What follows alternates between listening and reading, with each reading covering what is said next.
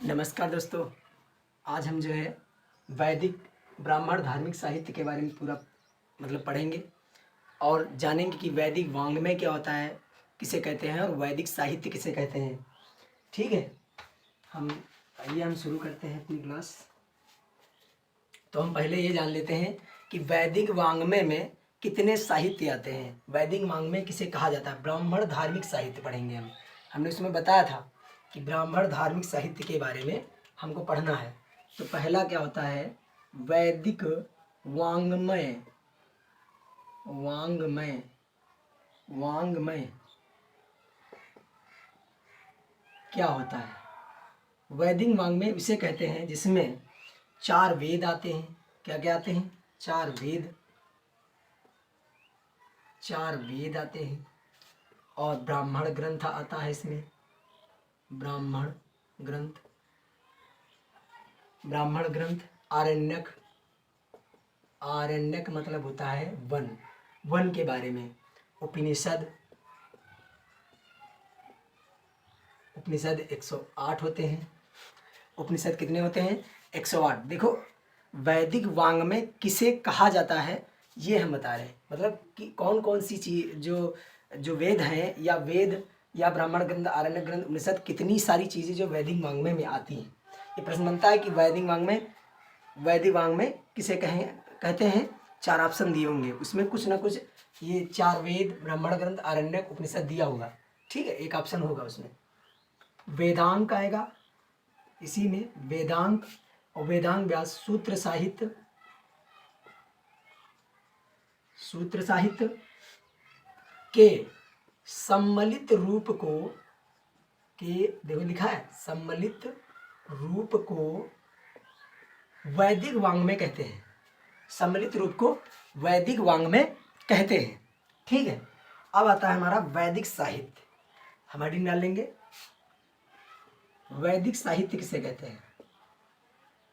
वैदिक साहित्य किसे कहते हैं? तो हम इसमें कौन कौन से वेद आते हैं? देखो, पहला तो मेरा वेद आता है। पहला क्या आता है? वेद। वेद के बाद आता है, वेद के बाद ब्राह्मण ग्रंथ। इसमें ब्राह्मण ग्रंथ, उपनिषद। हमने पहले भी बताया, उपनिषद 108 है।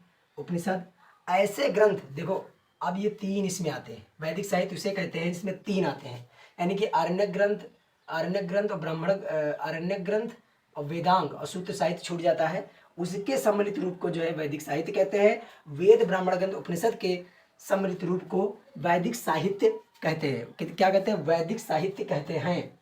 वैदिक साहित्य कहते हैं। ठीक है, ये प्रश्न बनेगा, वैदिक साहित्य किसे कहते हैं?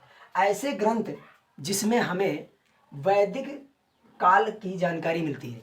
ऐसे ग्रंथ जिसमें हमको वैदिक काल की जानकारी मिलती है, उन्हें हम वैदिक साहित्य कहते हैं। ठीक है, आगे हम बताते हैं। अब हम पढ़ेंगे वेद का अर्थ, यानी कि सबसे प्राचीनतम जो ग्रंथ हैं वो वेद है। सबसे प्राचीनतम ग्रंथ वेद है। और वेद के रचनाकार जो है वेद व्यास जी, कृष्ण देवपायन वेद व्यास जी हैं।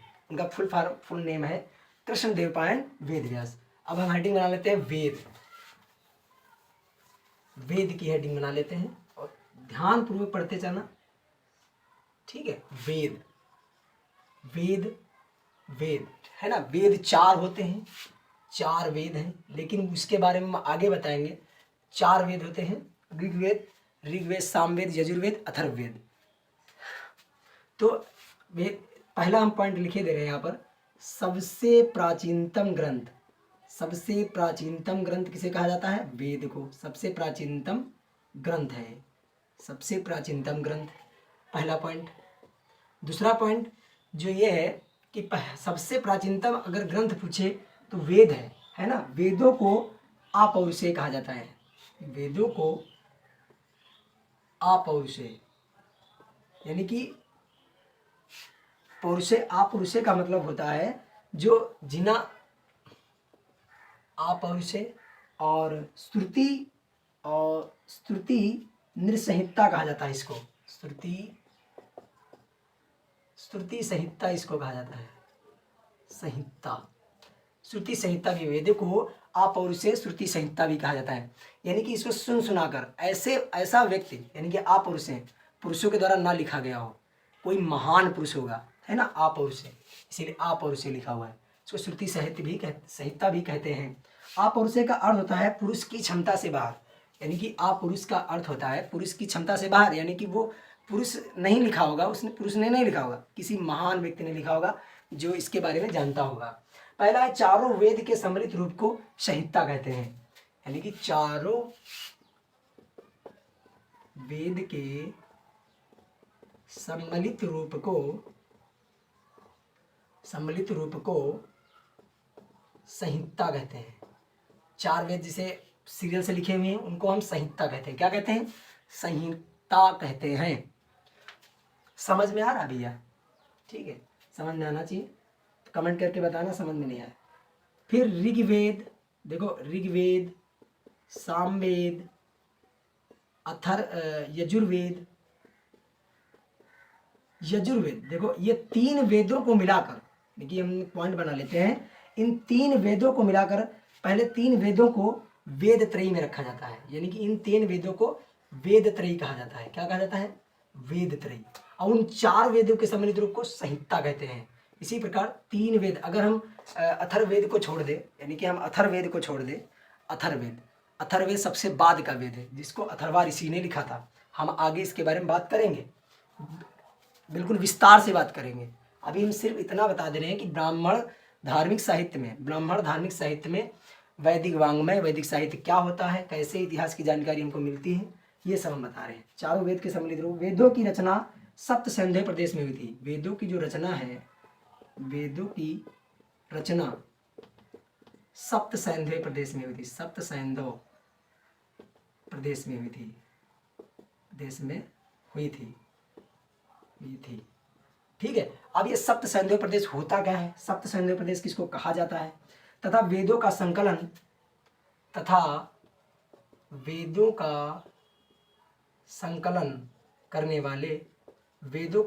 करने वाले या लिपिबद्ध करने वाले, इसको संकलन को मतलब लिपिबद्ध यानी कि लिपि में लिखने वाले महर्षि कृष्ण देवपायन है। महर्षि कृष्ण देवपायन वेदव्यास जी, महर्षि कृष्ण देवपायन वेदव्यास जी, इनको वेदव्यास भी कहा जाता है। महर्षि यानी कि वेदों के रचयिता अगर महर्षि कहे हम, महर्षि कृष्ण देवपायन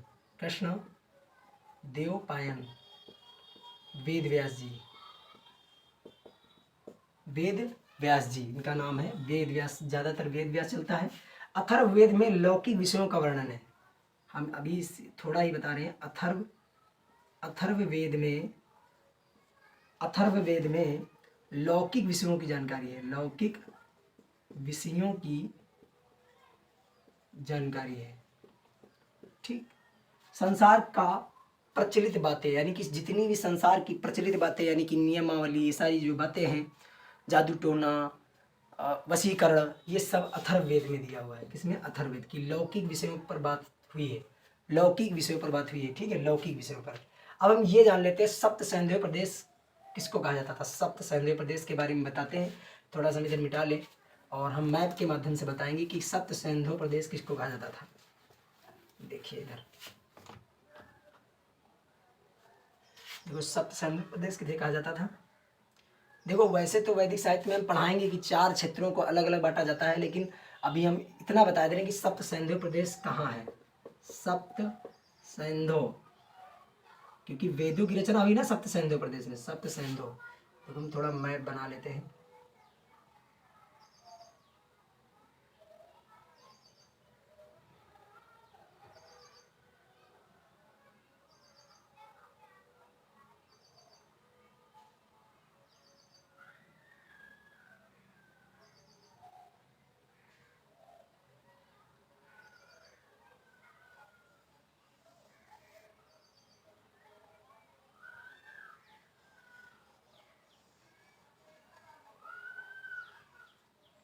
ठीक है, ये हमने भारत बनाया। भारत के इधर वाले एरिया से, यानी कि यहाँ पर एक मानसरोवर झील मिलती है, यहाँ से एक नदी निकलती है जिसका नाम है सिंधु नदी। क्या नाम है? सिंधु नदी। और सिंधु नदी की अनेक सारी सहायक नदी जैसे सतलज, ब्यास, रावी, चिनाब, इस एरिया में 7 नदियों का ऐसा समूह था जहाँ पर नदियाँ ही थी, क्योंकि उस टाइम का आदमी जो था पानी की तलाश में जाता था और नदी के किनारे ही रहता था। इसीलिए तो इस एरिया को ही सप्त सैंधव प्रदेश कहते थे। इस एरिया को, पूरे एरिया को, यानी कि इस क्षेत्र को ही सप्त सैंधव का प्रदेश कहते हैं, कि 7 नदियों का समूह। सप्त सैंधव का मतलब होता है 7 नदियों का समूह, यानी कि सिंधु नदी के, और सिंधु नदी मेन होगी और उसकी अन्य सारी सहायक नदियाँ। हमने आज बात की वेद के बारे में, यानी कि वेद सबसे प्राचीनतम ग्रंथ है। अब हम चारों वेदों को बारी बारी से पढ़ेंगे। ऋग्वेद को अलग अध्ययन करेंगे, फिर हम सामवेद का अलग अध्ययन करेंगे, फिर हम जो है यजुर्वेद का अध्ययन करेंगे और इनके उपवेदों के बारे में भी जानेंगे विस्तार से। आज के लिए इतना ही। नमस्कार।